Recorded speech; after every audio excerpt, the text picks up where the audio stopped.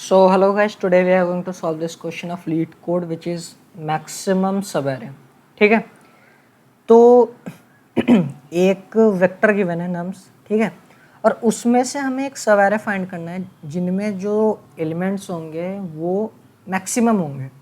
जैसे for example ये जो हमारा ये नम्स जो एरे है इसमें 4 -1 2 1 ये मैक्सिमम है।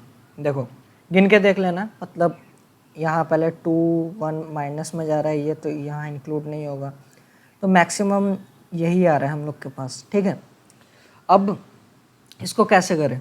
ठीक है, इसको अब कैसे करें? ठीक है, तो तुम लोग सोचोगे कि एक सिंपल सा तरीका कर देते हैं, इसको सॉर्ट कर देते हैं। सॉर्ट करने के बाद क्या करते हैं, लास्ट एलिमेंट से जब तक नेगेटिव एलिमेंट नहीं है उन तक प्लस कर दो, आंसर दे दो। बट वो गलत है।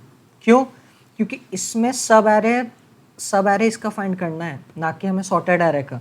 ठीक है, सॉर्टेड एरे में क्या होगा, एरे तो चेंज हो जाएगा, ये एरे थोड़ी रहेगा, वो चेंज हो जाएगा। तो हमें इस एरे का, सब एरे का मैक्सिमम सम चाहिए।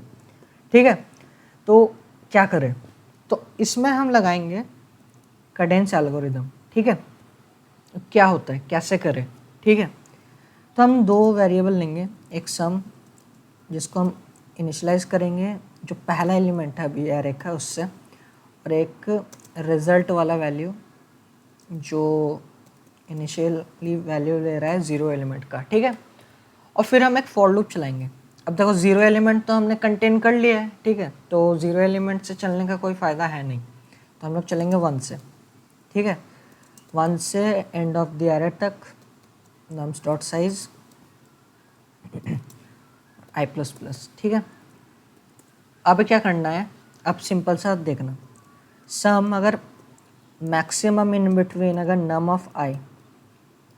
ऑफ आई सॉरी, ठीक है, और अगर सम प्लस नम्स ऑफ आई, ये स्टेटमेंट पक्का दिमाग के बाहर चल गया होगा। क्यों? देखो इसमें क्या हो रहा है कि हम जो अभी का एलिमेंट आ रहा है, तो सपोज सम का वैल्यू अभी 0 है, मतलब -2। ठीक है, अब क्या करेगा, जब ये फर्स्ट एलिमेंट देखेगा तो फर्स्ट एलिमेंट क्या है, 1 है। ठीक है, 1 है, तो 1 और -2 + 1 -1, तो कौन बड़ा है, 1 बड़ा है। ठीक है, तो सम का वैल्यू हो जाएगा 1। ठीक है, तो ये कंटिन्यूअस मैनर में एरे को मतलब ये कर रहा है, सम कंटेन कर रहा है। ठीक है, अब हमें करना क्या है, अब हमें इस सम को एक रिजल्टेंट वैल्यू में स्टोर करना है, और रिजल्टेंट वैल्यू क्या होगा, रिजल्टेंट वैल्यू हम लिए है RES। ठीक है, if some is greater than RES, ठीक है, मतलब रिजल्ट वैल्यू, तो रिजल्ट को क्या कर देना है, सिंपली सम के बराबर कर देना है। तो ये क्या होगा, हमारा लीनियर टाइम में सर्च कर लेगा। ठीक है, और रिटर्न कर देना RES। ठीक है, तो क्या करना है, एक एक एलिमेंट मतलब पहले देखना है कि जो एलिमेंट हम लोग अभी ले रहे हैं, या फिर जो एलिमेंट अगर जो सम है उसमें अगर ऐड कर रहे हैं, जो पिछला एलिमेंट तक जो ऐड हुआ है, और उस एलिमेंट अगर नेक्स्ट एलिमेंट अगर उस सम वेरिएबल में ऐड कर रहे हैं, तो दोनों में से मैक्सिमम कौन सा होगा, जो मैक्सिमम होगा उसका वैल्यू इसमें स्टोर हो जाएगा, और उसका वैल्यू रिजल्टेंट में भी स्टोर हो जाएगा। ठीक है, सिंपल है, इतना तो समझ आता है। इसको फटाफट रन कर देते हैं एक बार, देखते हैं इनिशियल टेस्ट केसेस लेता है कि नहीं। ठीक है, ये बेसिकली हम लोग का ऑर्डर ऑफ एन में ही चल जाएगा हम लोग का ये प्रोग्राम। इसको बोलते हैं कैडेंस एल्गोरिदम, और ये बहुत काम आता है।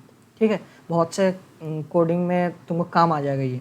ठीक है, तो देखो चल गया है हमारा कोड। ठीक है, मैंने ऑलरेडी 2-3 बार एक्सेप्टेड था। ठीक है, तो यहाँ बेसिकली हमें वही एल्गोरिदम यूज़ करना था, कैडेंस एल्गोरिदम का। ठीक है, पूरा कोड हम डिस्क्रिप्शन में दे देंगे। ठीक है, इसको एक बार खुद से एनालाइज करना, पढ़ना। ठीक है, कोड समझ में आ जाएगा, और ये कोड बहुत इंपॉर्टेंट है। ठीक है, कंपनीज़ में डायरेक्टली ऐसा नहीं बोल दिया जाता कि कैडेंस एल्गोरिदम इम्प्लीमेंट करो या फिर कुछ करो, तुमको प्रॉब्लम दे दिया जाएगा, और उस प्रॉब्लम के ऊपर तुमको कैडेंस एल्गोरिदम लगाना आना चाहिए। ठीक है, तो वीडियो को लाइक करो, चैनल सब्सक्राइब करो, और ज़्यादा से ज़्यादा शेयर करो। ठीक है, थैंक यू।